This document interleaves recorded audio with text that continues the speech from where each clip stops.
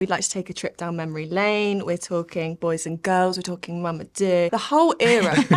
I auditioned for a ITV drama called Britannia High. I love Britannia High. Right? It was iconic. It is iconic. I hated that. You hated that? Yeah, did I'm you just know? such a pop girly. Oh, sorry. I wouldn't be what I am without it. That's beautiful. Make me cry. I feel like crying.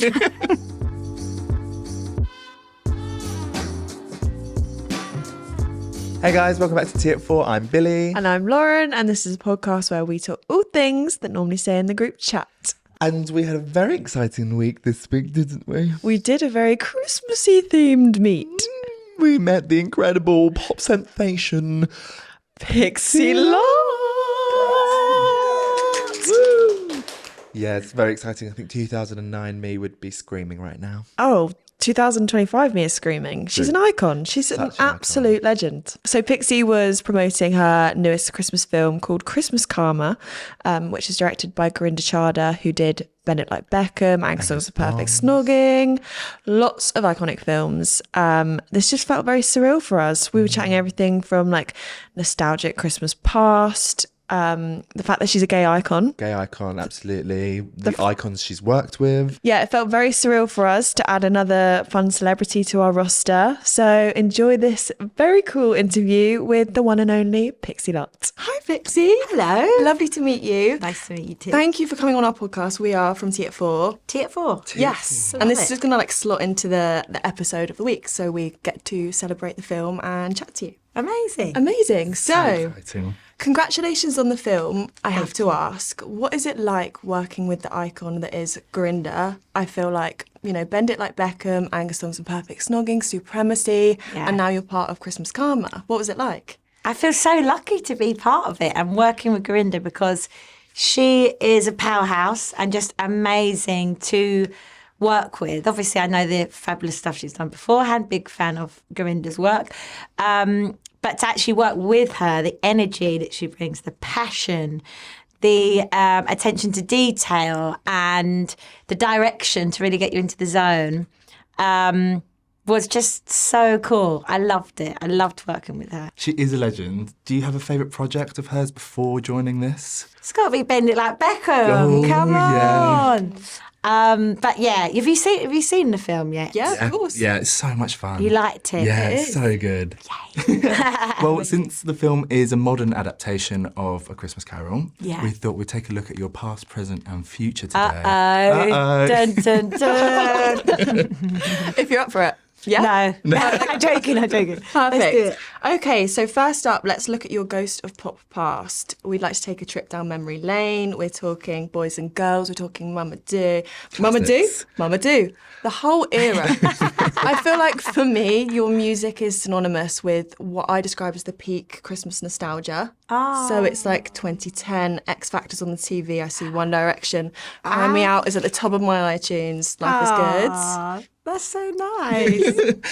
What do you have like any feelings when you look back to your early days? Like what does that bring to mind? I feel like I can't believe how time has just gone. Like that was then and now is now, because it's weird. It feels like yesterday, but at the same time it feels like a million years ago. And I was just this young spring chicken who just didn't know anything. Not that I know anything now. Nothing has changed in that aspect. But I loved it. I just loved it with every second, and I still do. I love music. I love this business still so much. I still have such a fire burning for it because, it's just never kind of gone away, I think. Yeah. But those times were, like my Motherhood, as you mentioned there twice. I mean, it's ingrained in my brain. It was my mum's ringtone. Really? Yeah, of course. It came out when I was 18, so I have just the best memories from that time. I'd grown up wanting to be a singer and have my own singles and my own album and make my own pop videos. And so for it to actually happen, and, you know, the first day I walked on set and for the music video of that song, and all those people were there just for me to film my video, I was like blown away by it. It felt like it wasn't real. But at the same time, I'd been working towards it like my whole life, and all I was like driven towards. But I just had the most fun. I was 18, I was like, just soaking it all up and going out and having fun and just, and travelling all over the place. So, very fond memories. Oh, I love that. I mean, we still love your music. Thank you. Every time I listen to it, it takes me straight back to being like in the high school corridors with my like girl best friends. They're all wearing Paul's Boutique. Oh, Paul's Boutique, yes. Everyone's changing their BBM statuses. I used to love BBM. The Blackberry needs to come back. It does. I feel like, don't you think? I agree. Intelligence, I'm ready. Yeah. And like, it makes me think like how much you were inspiring them when we were at school. Like, you were such an icon. But who was inspiring you at that time? Which year are we talking? Ooh, we can go any year. 2009, 2010. 2009, okay. That's when that's when my first song came out. So I think during that time, who was kind of around? I mean, growing up, I loved all the big singers. So I loved like Mariah, Whitney, Celine. I loved the teen girls I grew up listening to, Britney and Christina. Mm-hmm. And, you know, I see Baby Hit Me Baby One More Time. And I just thought it was the best video of all time. So I definitely grew up loving all that. But around that time, I think I was, when my first single came out, I think there was a bit of an indie resurgence? Going on. So I you hated that. Yeah, I'm such a pop girly. Oh, sorry. no, not your indie. Like all the boy band indie. See what you were bringing to the table. I was like, thank you. Oh, yes. Okay, That's what I'm saying. Okay, good. But I was listening to the. Oh, really? Yeah, I hate to put a spanner in the works. Oh my here. gosh. But I loved like the Kooks and like Arctic Monkeys and like all the very non-sounding stuff I was making. But that was around at that time, wasn't it? Yeah. So I definitely was listening to that. I remember, and I loved. I think James Morrison and Paolo Nutini were around at that time. I loved their voice. Anyone who has an amazing voice, I will always love. But I love the pop girlies as well, of course. I just love it all. Yeah. And you've obviously worked with a lot of huge people. Have you got any kind of memories that stick out for you? Over the years, I would say working with Lionel Richie and Stevie Wonder and John Legend. Unreal. That's incredible, isn't it? Yeah, that didn't feel real as well when that happened. What do you think 2009 Pixie would say to you now? What would she say? Oh, I can't believe you're still doing this. What are you doing? Have a rest. I don't know if I would be surprised or... Because I guess I am kind of still doing the same stuff, but I'm a mum now and I've got a family, so that was a massive change. I feel the same in some ways, but I think I have changed in a lot of ways, hopefully, in that I've learned things, as in like what's important, boundaries, what you need to focus on. As you get older, you realise life's short and what you want to spend your time on, what songs you want to be singing, what projects you want to be a part of, and just like the power of saying no. I think when you're younger, you're kind of like, I'm a very go with the flow person as well. So I've learnt that over the years, and I think that's been really important and a very, very good learning curve. Yeah, I think she'd be proud. Yeah, I think so too. I think it's only right we bring up to present Pixie. So you're obviously nothing short of viral moments. One of my favourite being you being carried on stage in the splits 5 months pregnant, which I will give you flowers for that. Thank you so And much. I was actually there for that. I was in the jealous. class. You Yeah, at Mighty Hoopla, of course. Oh my God, And, that's so cool you were there. It was so cool to watch you and like gag us straight away because I was like, what the hell? And like I was surrounded by all my gay friends and we were just living for you. Like you're such a gay icon. Oh, wow. What does that community mean to you? I've just had the best times of my life with the gay community and I felt so much support. And I always want to give the support back 100%. Mighty Hoopla was just so much fun, but I love playing Prides. And I will always support the LGBTQ plus community, always, and I love it. I've had like the most fun times of my life, the best nights out, the best shows, and I wouldn't be what I am without it. So Yeah. That's beautiful. Make me cry. I feel like crying. Oh, well, obviously now you're in the star-studded cast of Christmas Karma. Could you describe your favourite day on set? I think the day where we filmed there are actually sad scenes in the house, but it felt like we kind of got to know each other a lot that day, like the cast, because there was the downtime bits. So it's where we first met Billy, and he came in and was amazing and just so charismatic, and he told this story, and I was just like, just talk all day at me, you're amazing. It was a really hot day, so we went to the ice cream man and got some ice creams, and we were all in our Christmas Christmas. Yeah, I know. And they make it magic. look cold in the film, but it was a really hot spring day for the ice cream man to be around. Oh, wow. And so we had like the downtime where we were having our ice creams, and Danny was making me laugh. So I think that's one of my fun days, and it was really nice weather. Yeah, that always helps. Yeah, that always helps. Now, you've obviously said that you're still making music, you're still in this industry. I asked you earlier who was inspiring you back then, but who's inspiring you at the moment? I'm actually going to say a few people. But I'm going to start with, I love Cynthia Erivo because she is such a talent. I saw her in The Colour Purple on Broadway, and it was probably the best thing I've ever seen. Like, she felt everything with her whole body, and I was just crying my eyes out. It was one of the best things I've ever seen. And then the new pop girls that I love, Erin LeCount is fantastic. Sky Newman and Sienna Spiro, I'm not sure how to pronounce it. If you don't know these, you've got to check these girls out. Straight away. Amazing. Big voices. Love that. I love Lola Young. I think she's brilliant. I'm trying to think who else. Oh, I really like Charlie Puth's new song. I was just thinking what I've downloaded recently on my thing. It's got that slight throwback nostalgia vibe, but it still feels new. So I love that. You didn't say what songs you like at the moment. What was the question? No, it was partly that. Like, who's inspiring you? Who you're listening to? Yes. Yeah. So I'd say that group of people. I love that. And like you said earlier, you've had a huge year. You've been touring, you've been performing. You also welcomed a new child into the world. Congratulations. Thank you. What has this year meant to you? It has been a full-on year in the best way. Loads of just amazing festivals and summer shows, and performing live is my most favourite thing. I love loads of things about this industry, but that's my number one favourite thing to do. Yeah. And Mighty Hoopla is one of my favourite shows ever. I said the highlight is the birth of my baby, definitely, but that is thereafter.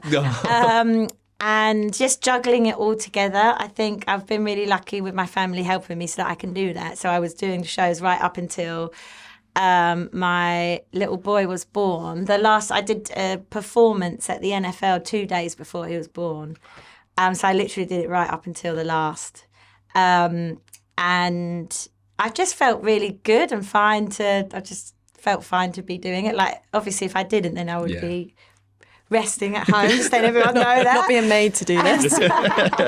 But it just felt really great. And I had just a jam-packed, really fun summer. A few little logistical nightmares getting around and juggling everything.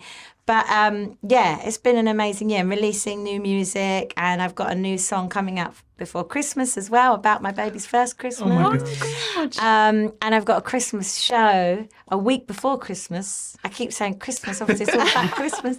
At Union Chapel on the 17th of December. So please come. Oh my God. I would love to. I'm doing all my old stuff, new stuff, Christmas songs, getting festive. And I'm really excited about that because Union Chapel is so beautiful. And I think it's just been on my bucket list for so long. So, yeah, can't wait. Oh, that's gorgeous. So exciting. That sounds like a new Christmas tradition for us. I'd be willing to take up. Yeah. Yes. You know? I feel like we've done the Royal Albert Hall, we've done the streets. What comes to you? They're very good. The pressure's on now. No, but yeah, let's make this a Christmas tradition. I love that. Well, it only seems right, and we've kind of covered this, to move on to Pixie's Christmas future. So, what is next for Pixie Lott? What's 2026 going to bring past Christmas? Woohoo! I don't know, actually. No, what do I kind of... More music. Now that So I had a big gap in between my album before and my album I put out last year. And I don't want there to be a gap. I can't speak English anymore. Okay. I'm sorry, it's the baby brain. I don't want there to be a big gap again. So I want to... keep releasing music, and the music business has changed so much. Yes. There's that freedom where you can write something and put it out there, and it feels really exciting to do that. So I want to keep writing, keep putting music out there, starting with the Christmas one coming up, and then lots more next year that I've already started. I just did a writing trip in Nashville. I've got lots of new stuff. And more acting projects. Yeah, all the fun stuff, really. I would love to ask. You've obviously been in Christmas Karma. Do you have like a dream role you'd love to do? I love films that just have like a lot of heart and soul in it. So I'd love to do more like that. But I love characters that have loads of layers that you can really suck your teeth into. And I feel like the older I get, the more life experience I have. Yeah. So that helps with acting projects. I feel like you bring it all to, and every character is completely different. So I feel like you keep learning with acting and projects. Whereas music, not that you don't keep learning, because you do, but I feel like I know my kind of sound and I've done it for years, whereas acting, I feel like with each project I keep learning more and more and more. So and there's so many different opportunities and roles out there. It's exciting to think what is around the corner. Anything could be around the corner. Dun, dun, dun. Dun, dun, dun. Do you have like any actors that you look up to that you'd love to just be able to work with one day? Because this was such a big cast. Yeah, I loved working with this cast. That was definitely a dream come true. I love Julia Roberts. Yeah. Let's make it happen. I feel like you kind of look like a younger Julia Roberts in a way. Could I play the younger Julia Roberts in the film? The younger one. Oh, guys, you need to cast it so that I'm in it. I'll talk to Talk my to us. One look at my watch. Yeah, perfect. And just to kind of round up, what would future Pixie tell present Pixie right now? I think the things in life that I always try to remember, but it's easy to forget when you're in the rat race of life, you know, which is to live in the moment and to not sweat the small stuff, which is what I have learnt like in the recent years, I think. But it's so easy to forget, and I have to keep reminding myself because you think it's a big deal, but it all works out in the wash, doesn't it? Yeah. So just don't worry about it. Just chill out. Just chill. And then finally, we always like to do this when we round up podcasts. Do you have a rose, thorn and a banana when you look past? So, I've got a rose, thorn and a banana, always. So rose is your kind of like maybe a career highlight. Yeah. Thorn is a learning curve. And then a banana is something you weren't expecting, but it was a lovely surprise. And you slipped on it. And you slipped on it, or it made a lovely banana split. I think now, because I'm doing like my shows and releasing music that I'm writing that I love and bringing my family with me, it has an extra layer of special for me. Yeah. So I'm going to say that for the rose. Amazing. Learning curve, I think, going back to what I said earlier, you know, when you're kind of like starting out and just so excited about everything, and I don't want to lose that, but just the power of saying no and having the boundaries and doing stuff that is authentic to you and that you love.